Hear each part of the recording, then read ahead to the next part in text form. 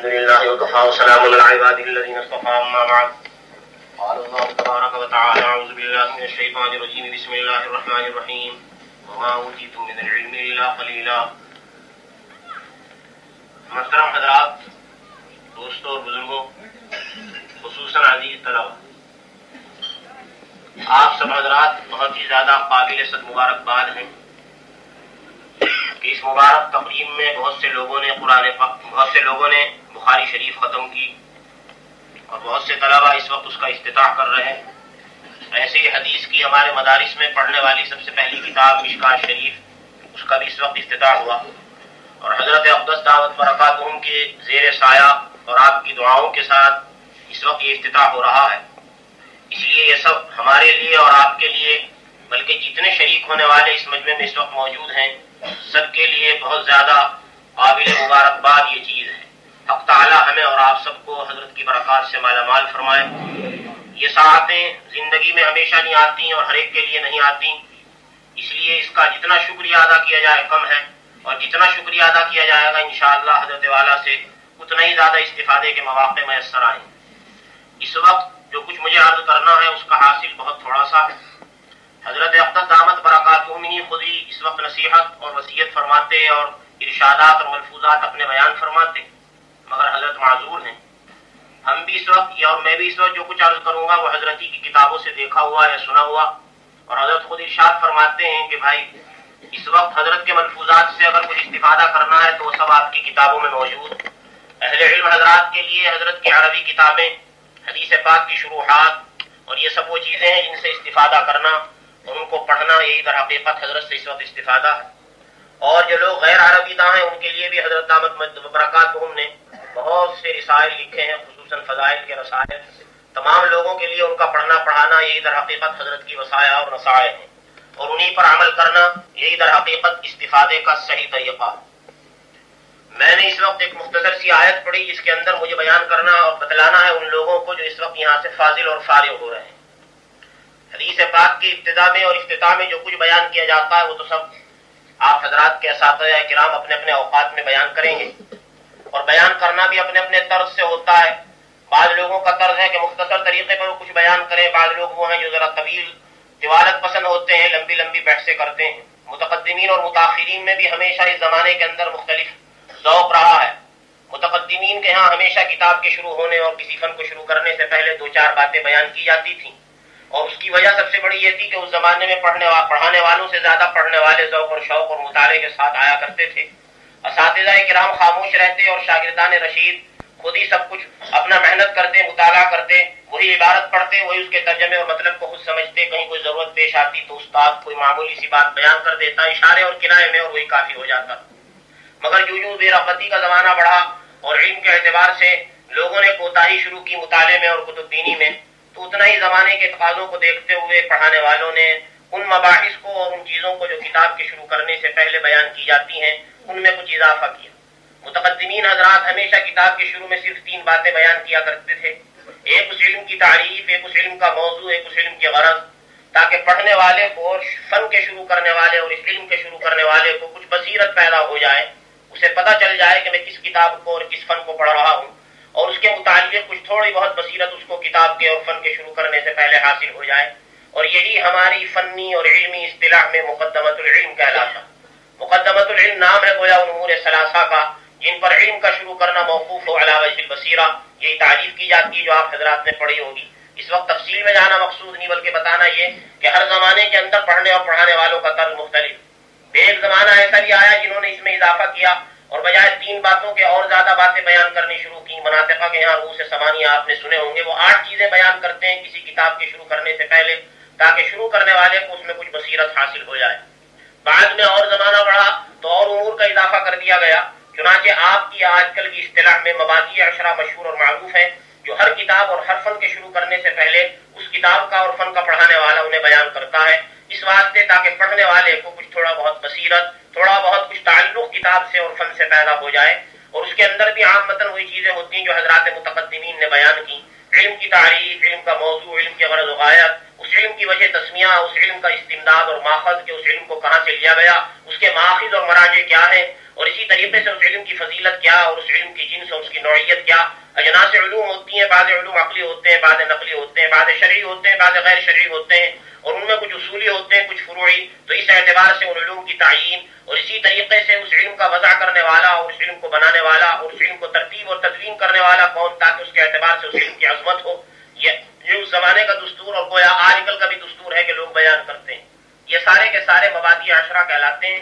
اور بعض حضرات اس کے علاوہ اور بھی کچھ بیان کرتے ہیں کتاب کے شروع کرنے سے پہلے، جیسے زمانے کا تقاضا ہو اور زمانے کی ضرورت ہو، زمانے میں جیسے فتنے آتے ہوں اور زمانے کے اندر کس قسم کی تحریکیں چل رہی ہوں. یہی علم نبوی اور جناب نبی پاک صلی اللہ علیہ وسلم کا لایا ہوا علم ہے جو دنیا کے تمام فتنوں کے استیصال کے لیے واحد ذریعہ، اور اسی کے ذریعے سے ہمیشہ علماء نے تمام فتنوں کا استیصال کیا. اگر فتنہ اس زمانے میں موجود ہے انکار حدیث کا، تو ظاہر بات ہے کہ حدیث پڑھنے والوں کو حجیت حدیث کے متعلق بھی کچھ نہ کچھ جاننا اور پڑھنا اور لکھنا اور سمجھنا ضروری ہے، تاکہ معلوم ہو جائے کہ حدیث پاک کی کیا شرعیت اور کیا حجیت اور کیا حیثیت ہے. باقاعدہ علماء نے اس پر مستقل رسائل لکھے اور اس کے اندر حجیت الحدیث و مکانتہ فی التشریع الاسلامی، شریعت اسلامیہ میں اس کا کیا مقام اور مرتبہ اور کیا حیثیت ہے اسے بیان کیا. معلوم ہونا چاہیے پڑھنے والوں کو کہ ہمارے منکرین حدیث اور حدیث پاک کا انکار کرنے والے کیا کیا اعتراضات کرتے ہیں اور ان اعتراضات کے کیا کیا جوابات ہیں، تاکہ مغالطے کے اندر عوام نہ پڑ سکیں. اسی طریقے سے بہت سے مذاہب ہیں دنیا کے اندر جو رائج ہیں اور ان کے بہت سے لوگ ہیں جو اتباع کرنے والے ہیں، بہت سے ایسے ہیں جو ان کا اتباع کرنے والے نہیں اور کسی مذہب کو ماننے والے نہیں، اور اسی بنا پر وہ مغالطہ ڈالتے ہیں اور لوگوں کو تجاہل میں مبتلا کرتے اور جہالت میں ڈالتے ہیں، اور وہ یوں سمجھتے ہیں کہ علم حدیث کے مقابلے میں کسی دوسرے علم کے حاصل کرنے کی کوئی ضرورت نہیں. خصوصاً علم فقہ اور علم حدیث کو آپس میں ایک دوسرے کے مخالف اور متباین سمجھتے اور یوں سمجھتے ہیں کہ بس حدیث پاک پر عمل کرنا بغیر علم فقہ کے ہوگا. یہ بھی ایک قسم کا فتنہ دنیا کے اندر ہے. اس لیے ضرورت ہے اس بات کی کہ حدیث پاک کے پڑھنے اور پڑھانے کے اندر یہ مبحث بھی سامنے آئے اور معلوم ہو کہ علم فقہ اور علم حدیث کا باہمی ربط کیا ہے، اور علم حدیث اور علم فقہ تو علیحدہ علیحدہ چیزیں ہیں یا ایک ہی چیز ہے. علم حدیث اور علم فقہ کے درمیان آپس میں کیا تعلق ہے، اس لیے یہ بھی ایک مستقل بحث ہے جو زمانے کے تقاضوں کے اعتبار سے ہمیشہ لوگوں نے بیان کی اور بیان کرتے چلے آ رہے ہیں. اسی طریقے سے اور بھی ہر زمانے کے اندر علیحدہ علیحدہ تقاضے ہوتے ہیں اور اس کے مطابق مباحث بیان کی جاتی ہیں. مثلا اگر پڑھانے والا کوئی فقہ حنفی کا مقلد ہے تو اسے ایک اور بحث بیان کرنی چاہیے حدیث پاک کے شروع سے پہلے، اور وہ یہ کہ یہ بتائے کہ حضرت امام اعظم ہمارے اور آپ کے امام حضرت امام اعظم ابو حنیفہ رحمۃ اللہ علیہ کا علم حدیث میں کیا مقام ہے.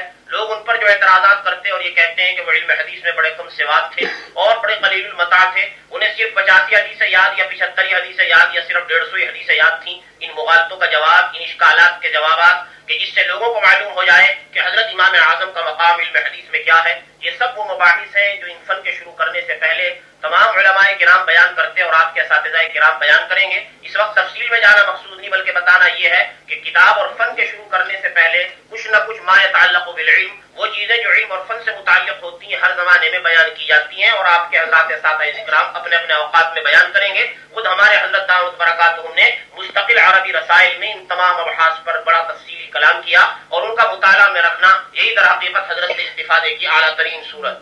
دوسری بات مجھے جو بیان کرنی ہے وہ ان فضلاء حضرات سے بیان کرنی ہے جو اس وقت فاضل ہو رہے ہیں اور یہ دستار فضیلت مل رہی ہے. وہ یہ کہ دستار فضیلت سے اور مدرسے کے فاضل ہو جانے سے وہ کسی مغالطے میں نہ پڑیں. انہیں یہ نہ سمجھنا چاہیے کہ بس اب ہمیں علم حاصل کرنے سے چھٹی مل گئی اور ہم علم کے ایک ایسے مقام اور علم کی ایسی مقدار حاصل کر چکے کہ اس کے بعد اب ہمیں علم کا حاصل کرنا یا علم کے اندر کوئی صحیح اور محنت اور کوشش کرنا اب ضروری نہیں رہا اور ہم فاضل اور فارغ ہو گئے. یہ فضیلت کے لفظ سے اور فراغت کے لفظ سے عامةً یہ دھوکہ اور یہ وہم ہوتا ہے. یاد رکھیے جس علم کو آپ حضرات نے اس وقت حاصل کیا، اس کی فراغت اور اس کی فضیلت کا صرف یہ مطلب ہے کہ ہمارے مدارس اور مکاتب میں جو ایک محدود طور پر کچھ نصاب مقرر ہے اور جس کے اندر کچھ چند کتابیں متعین کی ہیں ہمارے اکابر نے اپنی اپنی بصیرت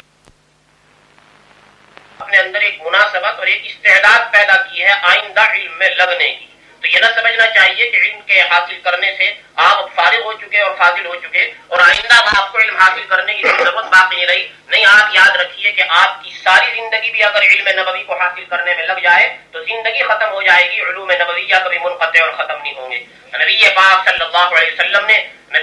اپنے لائق علم قرآن کے بارے میں خود صاف ارشاد فرمایا کہ لا تنقضی عجائب، قرآن پاک اور علم دین کے عجائبات کبھی منقضی نہیں ہوں گے زندگیاں ختم ہو جائیں گی، اور جب سے قرآن پاک نازل ہوا ہے آج تک 1400 برس گزر گئے، ہر زمانے میں لوگوں نے اس کے متعلق علوم بکھیرے اور بیان کی اپنی کتابوں میں اور اپنی تقریروں میں اور اپنی تصنیفوں میں، لیکن زمانے گزر گئے اور صدیاں گزر گئیں، نبی پاک صلی اللہ علیہ وسلم کا لایا ہوا علم کم نہیں ہو رہا ہے بلکہ وہ زیادہ ہی ہو رہا ہے۔ قل لو كان البحر مدادا لكلمات ربي لنفد البحر قبل ان تنفد كلمات ربي ولو جئنا بمثله مددا۔ اگر اللہ تعالیٰ کے کلمات کے لیے دنیا کے اندر جتنے درخت ہیں وہ سب قلم بن جائیں، اور دنیا میں جتنے سمندر ہیں وہ ساری روشنائیاں بن جائیں، اور ان قلموں اور روشنائیوں سے دنیا بھر کے انسان خدا کے علوم کو اور خدا کی طرف سے نازل کردہ علوم کو لکھنا شروع کر دیں، تو سارے قلم ٹوٹ جائیں گے اور روشنائیاں اور سمندر ختم ہو جائیں گے، مگر خدا کے لائے ہوئے علوم اور خدا کے دیے ہوئے علوم کبھی ختم نہیں ہوں گے۔ اس لیے میرے محترم دوستوں اور بزرگوں، اور خصوصاً ہماری عزیز طلبا جنہوں نے اس وقت ایک محدود زمانے میں تھوڑا بہت کچھ علم حاصل کیا ہے،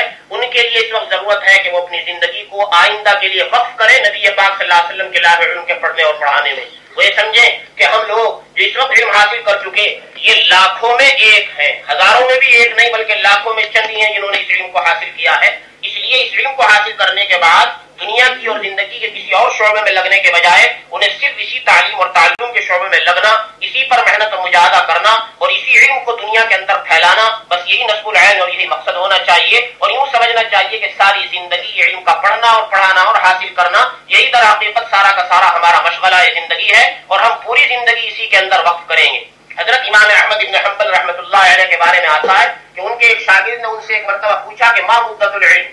حضور علم کی مدت کیا ہے اور علم کتنے زمانے کے اندر حاصل کیا جاتا ہے؟ ارشاد فرمایا من المہد الی اللہ، علم کے حاصل کرنے کی مدت کیا ہے؟ بچپن سے لے کر مرنے تک۔ آپ اپنی اصطلاح میں یوں کہہ لیجیے کہ گویا بچپن سے لے کر 55 تک، 55 سال یا عامتاً 60 سال عامتاً 70 سال عامتاً عمر ہوتی ہے انسان کے علم حاصل کرنے، محنت اور مشقت اٹھانے کی۔ اعمار امتی ما بین الستین الی السبعین او کما قال صلی اللہ علیہ وسلم۔ تو اس لیے حضور پاک صلی اللہ علیہ وسلم کی طرف ہی سے گویا حضرت امام احمد بن حنبل نے گویا خلاصے کے طور پر یہ بتا دیا کہ حضور کے لائے ہوئے علوم کو حاصل کرنے کے لیے تمام زندگی بھی ناکافی ہے، بچپن سے لے کر مرنے تک بھی اگر تم اس علم کو حاصل کرتے رہو گے زندگی تو ختم ہو جائے گی، مگر آپ کے لائے ہوئے علم کے گویا عجائبات اور یہ غرائبات کبھی ختم ہونے والے نہیں۔ شاگرد بڑا ذہین اور بڑا تباہ تھا، اس نے جب یہ پوچھا اور اس نے جواب سنا کہ مرنے سے لے کر گویا پیدا ہونے سے لے کر مرنے تک علم حاصل کرنے کا زمانہ ہے، تو اس نے عرض کیا فاعل العمل، حضرت اگر یہ ساری زندگی علم حاصل کرنے میں گزرے گی تو عمل کا زمانہ کون سا ہے؟ تو آپ نے برملا جواب ارشاد فرمایا کہ علمنا ھذا ھو العمل، علم میں لگنا اور علم کے مطابق اپنی زندگی کو گزارنا اور ساری زندگی پڑھنے پڑھانے میں خرچ کر دینا ہمارا یہی عمل ہے۔ ہمیں عمل کرنے کے لیے کسی اور میدان میں جانے کی ضرورت نہیں، زندگی کے کسی اور شعبے میں لگنے کی ضرورت نہیں، ہمارے لیے نبی پاک صلی اللہ علیہ وسلم کا لایا ہوا علم اور اس کی خدمتوں میں لگنا اور ہمیشہ اسی کو پھیلنے اور پھیلانے کو نصب العین بنانا، اپنے تعلیم اور تعلم کے اندر اپنی زندگی کو گزارنا، یہی ہمارا نصب العین ہونا چاہیے۔ اور یہ نہ سمجھنا چاہیے کہ ہم نے اتنی محنتوں اور مشقتوں کے بعد کوئی معتد بے مقدار علم کی حاصل کر لی۔ یاد رکھیے کہ ساری زندگی بھی اگر آپ علم حاصل کریں گے تو حاصل شدہ علم کی مقدار غیر حاصل شدہ علم کے مقابلے میں ہمیشہ کم ہوتی ہے۔ اسی لیے فرمایا گیا آیت شریفہ میں وما اوتیتم من العلم الا قلیلا، تمہیں جو کچھ علم دیا گیا وہ بہت قلیل اور بہت تھوڑا علم ہے۔ نبی پاک صلی اللہ علیہ وسلم کے لائے ہوئے علوم ایسے ہیں جو انسان ساری زندگی بھی حاصل کرے گا تو یہ سمجھے کہ بس اسے بہت ہی معمولی سی ایک مقدار حاصل ہوئی ہے۔ کوئی لفظ زبان سے یا اپنے دل میں خیال اور وہم کے طور پر یہ نہ آنا چاہیے کہ میں کوئی عالم بن گیا اور مجھے حضور پاک صلی اللہ علیہ وسلم کے لایا ہوا بہت بڑا علم حاصل ہو گیا۔ ہمارے اکابر اور مشائخ میں ایک بزرگ کے بارے میں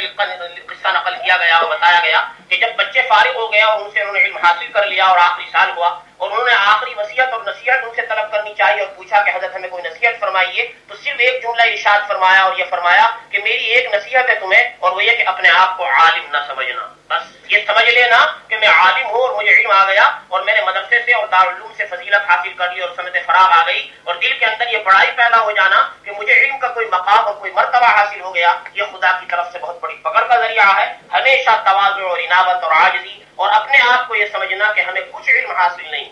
میں ایک واقعہ مناسبت کے طور پر بیان کرتا ہوں آپ کے سامنے۔ بہت بڑے شیخ گزرے ہیں، شیخ اکبر عارف باللہ حضرت شیخ ابن عربی، جن کو شیخ اکبر کہا جاتا ہے۔ تفسیر کی کتابوں میں ان کا واقعہ لکھا ہے کہ وہ ایک مرتبہ تشریف لے جا رہے تھے سمندر پر، کشتی کا سفر کر رہے تھے اور دریائی سفر فرما رہے تھے۔ اللہ تعالیٰ نے ان کو بہت علوم سے نوازا، علوم قصبیہ، علوم وہبیہ، علوم لدنیہ، اور نہ جانے کیسے کیسے علوم اللہ تعالیٰ نے ان کو عطا فرمائے، اور ایسے ایسے مکاشفات ان کے اور ایسے ایسے کشوف ان کے بیان کیے گئے کتابوں میں کہ بعض حضرات جو متشدد ہیں وہ تو ان کشوف کا انکار ہی کر دیتے اور سرے سے ان سے ناراض ہو جاتے ہیں۔ بہرحال ان کا ایک بہت بڑا مقام ہے علم تصوف میں، اور بہت اونچا مقام ہے ان کا علوم کے اعتبار سے، اپنے زمانے کے بہت بڑے عالم گزرے۔